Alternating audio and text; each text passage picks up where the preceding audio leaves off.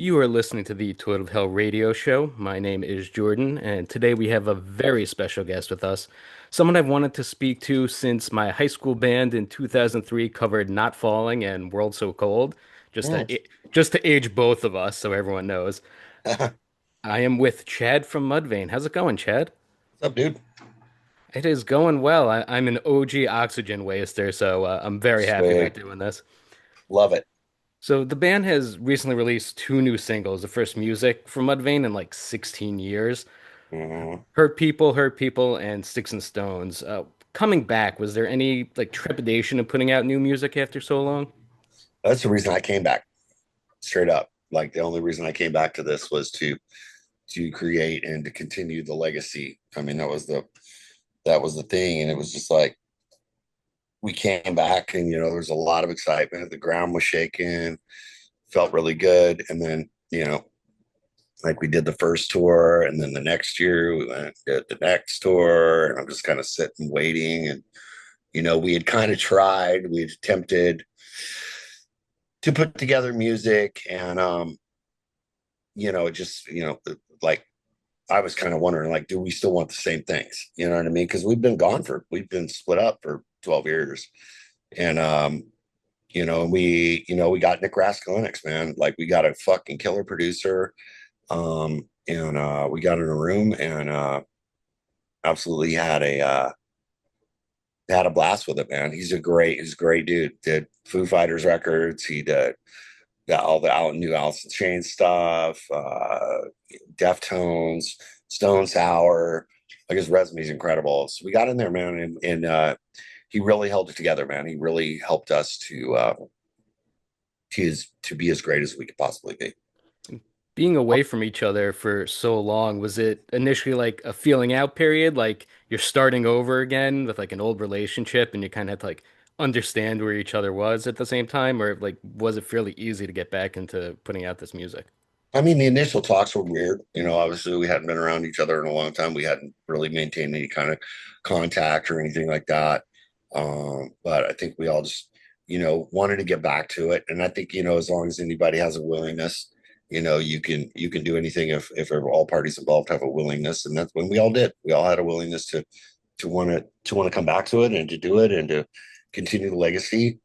And yeah, it was weird, a little awkward in front at first, but we got through those the awkward conversations and got back to getting on stage and playing, and then obviously now fucking getting in a room and putting out some fucking new music. I'm excited about it. Really excited about it. Were these songs kind of kicking around for a while or lyrically in your head, or was this all like in the moment as you were writing it with the rest of the guys? Yeah, I mean, I always have just I've got probably a notes folder on my phone that's probably got 800,000 lyric ideas in it and stuff like that. So I just, kind of had, just different titles and stuff like that. And Greg and I initially put together uh, sticks, just like a basic template of what it was. And I thought we had a winner like right from the start. It's one of those songs where it's kind of like catching lightning in a bottle, where it's like, you have the melodies and you have the lyrics and everything just kind of comes all at once, which doesn't happen often. Yeah. And so we had to flush it out, but I Mhm. mean the chorus was there like right away, um and stuff, and then I've got to delve into my mind and you know uh get the ball rolling, and like, you know sometimes let it roll and sometimes pull it back and sometimes change the direction, and just go through the process of getting what you want the song to be. You know what I mean? Like, that's Mhm. that's always the lyrical challenge versus what may come in Sticks and Stones. You know what I mean? Like, I'm singing the lyric, like for the chorus, they pretty much just came right to me. But now I got to figure out how to write the song. I got to figure out how to make the song uh, lyrically make it work from start to finish, and that's always you know can be tough. But Yeah. I've S- been doing it for a long time, so You that's have right. been. Mhm. Yeah. Is it difficult, like when returning to some of these lyrical concepts? I know, obviously you were in Hell Yeah for so many years and that was its own sort of thing, but like coming back to like the raw Mudvayne, like brutal honesty of like songs from Kill Iota or LD50 on, is it hard for you to kind of get into that zone and address those things again? Yeah, I mean, it was, I mean, I feel like we're doing it now. I'm feel like I'm physically better. I feel like I'm mentally better. Just in my life right now than I probably had ever been when I was in this band. Um, I've just made a lot of life changes. I've done a lot of like self-studying. I've done a lot of self-research and, you know, um, you know, uh, just a natural want to be a better human, to be a better husband, to be a better friend, to be a better whatever, you know what I mean? So like I feel like I'm a completely different person than I ever was back then. So that's been exciting, and I'm able to see another side of it now. You know, uh, So, so it's like not all bad and gloom. You're able to like with maturity and time and like you said, self-discovery kind of, mhm, absolutely, see it but make it your own and maybe even a little bit of light at the end. yeah. Like, well, taking the trials and tribulations that was the music and kind of seeing them in a different light. You know what I mean? Hmm. Like seeing the more uh, positive aspects of what I was kind of trying to say. You know what I mean? Because it's always been um, like my music has always been a positive as fucking is emotionally down as it can seem. You know what I mean? It's like there's a lot of really good stuff. You know what I mean? I'm sitting here today, living and breathing because I survived 100% of my hardships. You know what I mean? And my songs are about my hardships, but I write these songs uh, so I can educate. I can educate other people. I can remind people that they're not alone. You know what I mean? That somebody else has been through it. And I don't write blatantly like this is what the song is about. You Hmm. know what I mean? I Yeah. definitely kind of like get you started down the road. I give you an idea of where things are happening and where things are going, but I give you I write big and ambiguously enough to where I give you off ramps to where you can make this song applicable to your own life. And I think that's important to me. Like me not telling you this is what the song is about, and you going, oh, okay, I kind of see this side of it. Okay, but I view it this way. I see it this way. You know what I mean? And like that's what I want. I've had so many people in my career walk up to me and talk about a song, like, you know, fucking excited. Like, oh my God, the song World So Cold is about whatever, or happy is about whatever. Like, well, you know what? That is a fucking amazing take on it. And I've never looked at it that way. That's not what the song is about, but I love that. You know what I mean? That is in no way, shape, or form where I was at when I wrote it, but that is a fucking cool way to look at it. You know Yeah. what I mean? Yeah, yeah, that's like something that you don't really think about maybe in the moment or just being on stage, but you can pour your heart out and have a specific thing in mind, and Mhm, someone can hear something completely different, and it mhm. like gives more meaning to like what you've done. I'm giving more meaning to them. Yeah, You know what I absolutely. mean? I've given them enough to where it's inspired them to create their own ending. You know what I mean? And that's fucking powerful. When you can give someone that level of kind of clarity in their own life, you know what I mean? That's a powerful, powerful thing. And it's one of the biggest reasons why I do it. You know what I mean? Like like abuse and neglect and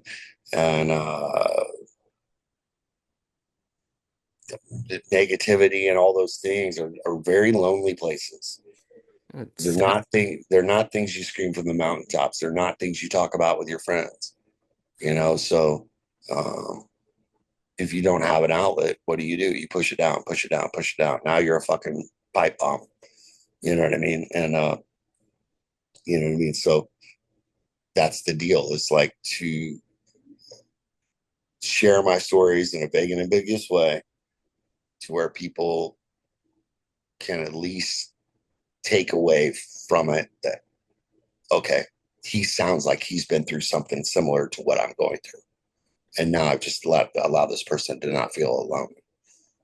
And it's a lonely world. You know what I mean? So uh, that's always a big win for me. I fucking some girl came up to me. I was at we played Louder Than Life yesterday, a Mm. big ass festival, and was in this area. It was like an artist area, and I was in there, and this girl comes walking up to me, and she's like, "Oh my god, are you Chad Gray of Mudvayne?" I'm like, "Yeah." She's like, "Oh my god, your music is so fucking amazing. Like you have no idea. Like you've saved my life so many times. Like you've just helped me so much. You know, my dad was such a fucking piece of shit, and da da da da. And like, he abused me, he broke my ribs. And she's like, I don't want to talk about that. And I'm like, I don't want you to talk about that. I was like, but I'm telling you what, girl, your dad was here. My dad was fucking way up here. Like, I get it. She's like, I knew he was. I could just tell, that you had been through a lot of stuff I had been through without even knowing it. And she was just like, she's like, it's so incredible, like the connection that you created between you and I, not knowing each other, how close I feel like I am to you. And I was like, baby, that's why I'm here. I'm not I'm like, you just told me a win. I'm like, that is such a huge win for me. And I'm so glad I was able to help you in any way. And she basically was in tears and fucking, and my agent was sitting next to me, and she was like, we hugged, we took a picture, and she walked off. And he's like, that can never fucking get old. I'm like, no, dude. I'm like, that's gold right there. That is my gold. You know Yeah. what I mean? That Yeah. guy's eyes. I need money as much as the next guy, but I was like, that's the fucking true gold. Yeah. I He's mean like, that dude, he's like, I'm fucking well enough. Listening to her talk to you. He's like, it's just so fucking powerful. I'm like, yeah, it it's cool. it almost sounds like you're a heavy metal motivational speaker. The heavy metal Tony Robbins. Yeah, I No, mean, you really could go to like high schools and tell your story and, with the lyrics and the songs and like where you were to what you've gone through to where you've been.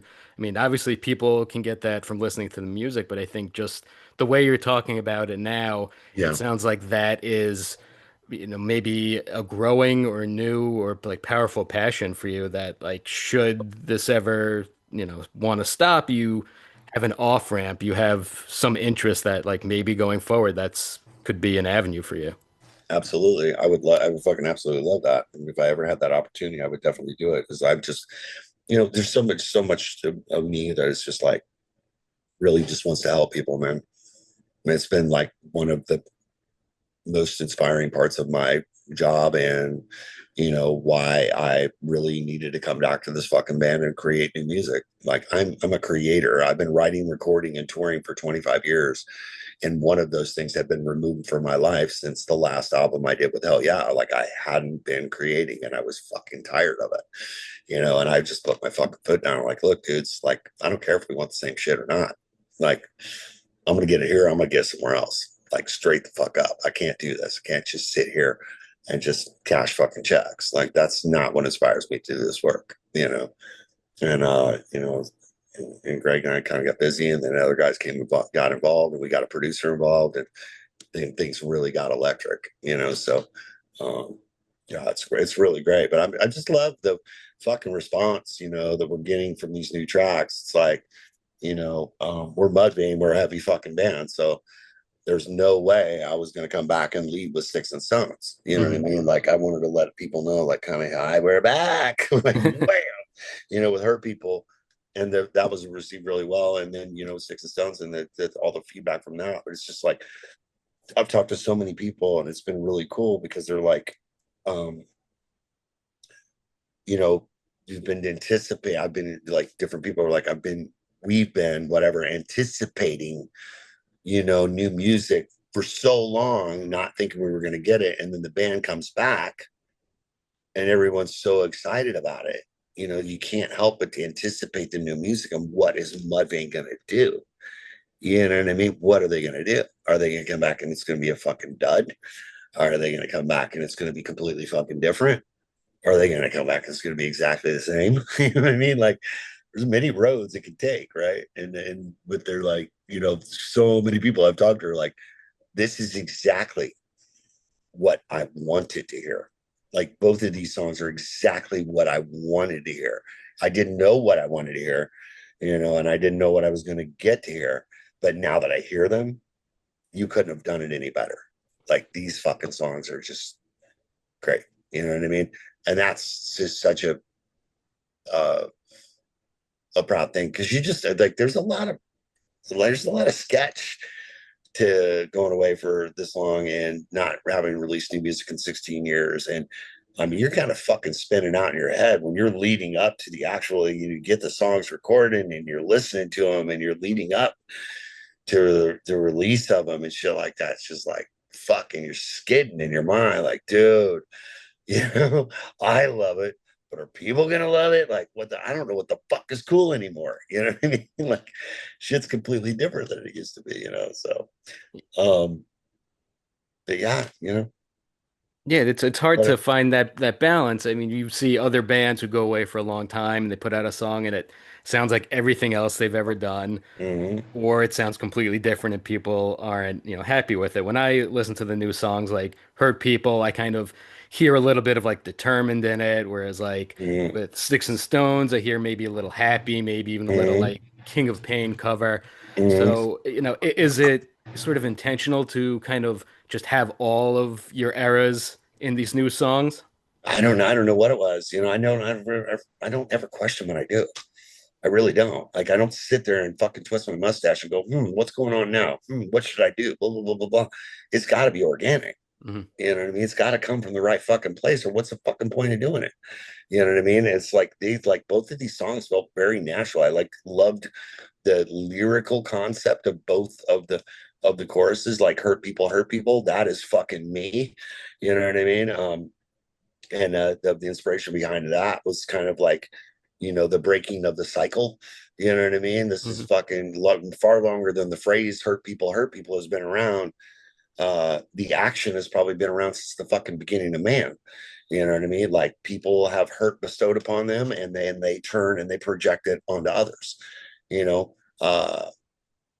and what was weird about it is like, of course, would have been a completely different song title, but almost the way I did it too. Like I had to learn to break my own cycle because like I was hurt, and I don't think anyone's ever hurt me more than I've hurt myself. So I had to break that cycle, learn to break that cycle. Like people hurt me, and I hurt myself because of that hurt. You know, um, and with Sticks and Stones, it's kind of that one of those cycle things again. It's like, people that don't realize the trauma that they create, using their child as a fucking bullet to fire into your partner.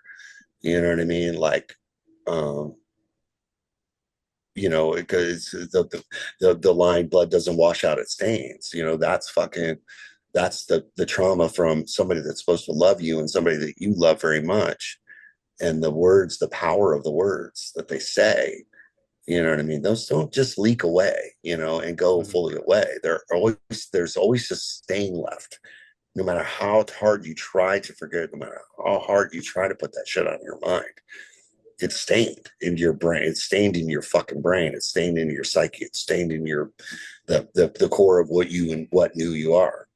And it's really easy, again, to, you know, if that was done to you, it's really easy for people to grow up and do that to their own children. You know Yeah. what I mean? So it's just like, and it's powerful. It's powerful. It's fucking painfully powerful. Being that kid, you know what I mean? Like, you know, I can't get rid of a lot of that shit.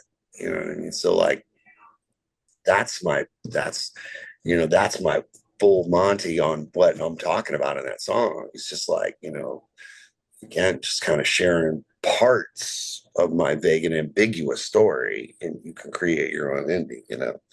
Um, but calling a spade and some shit too. So Yeah, I think if people only know the band like just from hearing Dig or just from seeing pictures of you all with the face paint. They may not kind of get the depth that is to like the band and the lyrics. So I think whether it's this interview or like I said, the motivational speaking thing, I think just hearing you being passionate about what you're talking about and having purpose behind it Mhm. creates like a new level for Mudvayne. And like clearly hearing you speak about it, like you sound creatively motivated. Oh, Do you I think, go go ahead. ahead. I was No, just gonna, go ahead. do you think there's gonna be a new full length in the future? I don't know. I like doing it like this. It's so fucking funny. I'll tell you the funny story. So years ago, in Buck and Mudvayne fashion, I mean, it was probably like shit right after End of All Things, maybe around the Lost and Found era or whatever. I just had this fucking idea. I was just like, it'd be really fucking cool. And going to the guys and be like, it'd be really fucking cool. I'm like, what? I'm like, each album is this body of work, right? You have the beginning and you have the end. How fucking cool would it be? And how us would it be if we created a never ending record? If we just created this thing that we just started with and we just started releasing songs, we just started putting out songs. You know what I mean? I Hmm. was like, we could create the narrative. You know what I mean? It would never have to stop. And we could control where it goes. So there is no beginning and end. It's just this thing that takes off and just fucking meanders here and goes there and da, da, da, da, and raises and lowers and like, just creating this energy, and we can control it. We can control the narrative. I was like, that's fucking really cool idea. I was just like, I think it would be so fucking cool. And those ideas came from 45s. Those ideas came from singles. I don't know if you remember singles, but Hmm. bands would do that, like Metallica did with like fucking Bread Fan and the Prince. Right. Between Master Puppets and Injustice, or between Injustice and Black Gum. I can't remember which one it was, but they were doing this stuff like two songs. You know what I mean? And like going back to like the Ray Charles days and shit like that, of like the fucking Mess Around and whatever B side was on that, or an Elvis track, like bam, and a B side. You know what I mean? That's how fucking people did it back in the day. You know what I mean? And I'm just thinking, like, why don't we just fucking lose this whole full length concept of, you know, starting it with one song and ending it somewhere, and this is the body of work, and this is the concept of the whole album, because we were always kind of conceptually based or whatever in like themes and threads of themes through our albums. I'm just like, it'd be just so fucking cool. And I remember at the time, like a good friend of mine was the product manager at Sony for us at Epic, and I pitched the idea to him, and he's like, "Wow," he's like, "That's an interesting take." And I was like, "Well, it's not like it hasn't been done before. It's how it used to be done. This is how you used to do it. You didn't used to have full lengths. You had 45s. You had two fucking songs, and they're just fucking dropping them, bam, bam, bam. Like maybe a few in a year. You know what I mean? Its own individual thing. Hmm. Like that's a cool fucking concept." I was like, "Yeah, man, fucking how cool would that be to write this never-ending record that we can control? Da da da da. And we release a song every couple of months. You know what I mean?" Yeah. And So, he turned around and he pitched it to them, and Sony's like, "Oh no, we can never do that." sure. He's like, "We never do that because we need the first week. We need the first week numbers Yeah. from the album." And what that means is the label's looking at you going, "You know what? We laid out $250,000 for you to record this fucking album, and we got another $100,000 in promotional flats and blah blah blah, and we got another $50,000 in working the song at radio. So we need that money back. That we need those first week numbers." And I was just like, how fucking short sighted. Yeah. And what they wanted was to release the album and get every fucking dollar they laid out back in 1 week. You know what I mean? Because they Yeah. could do that. Like we released, so like we get fucking 162,000 records the first week of Lost About. That's like paid for lots and lots and lots of shit. You know what I mean? Like lots and lots and lots of money. It's like fucking what? There's millions, and so more than paid them back. But it's just like that kind of short sightedness. Never got it. So we ended up getting off Epic, and we went to another label, and more of an independent. It was an independent, and that same product manager that I had moved over to that label. So now he's my project manager there, where he'd been my product manager at Epic. He's there, and I'm like, "Man, dude, remember that fucking idea?" He's like, "Yeah, man." He's like, "I thought it was fucking great." I'm like, "Dude, it's fucking crazy. It's not like it hasn't been done before." Blah blah blah. It's like, all right, we get some meeting with the president, And we sit down and fucking pitch it to him, just like silver tongued, like just pitch this idea. Oh no, we could never do that. I need the first week numbers. I'm like, okay, it's typical fucking bullshit, big record label bullshit. Yeah. And then 2 years later, we're playing a show in New York. 2 or 3 years later, we're playing a show in New York, and this president from the label comes with his little right hand guy, and I hated him.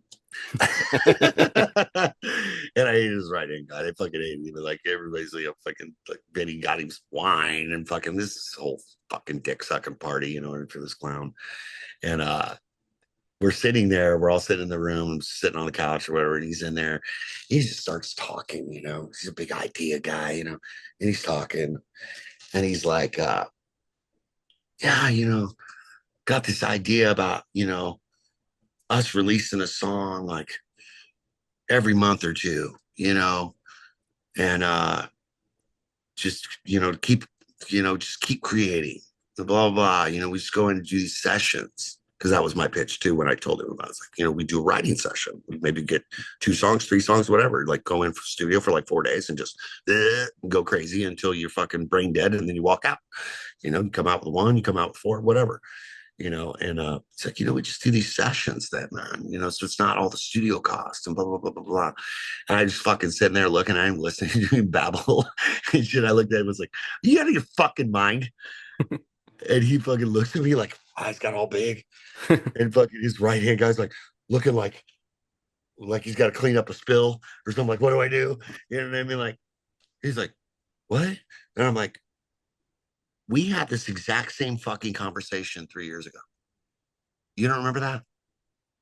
When I was giving you this exact same fucking pitch 3 years ago in your office, and you said you couldn't do it because the first week numbers. He's like, oh, maybe I do remember that conversation. I'm like, yeah, it sounds like you do, Mm, because you're fucking telling it to me back right now. You know what I mean? But yeah. it's just that kind of shit. You know what I'm saying? So back to your question, like, is there a full length on the way? It's just like, I like doing it this way. I've kind of always wanted to do it this way.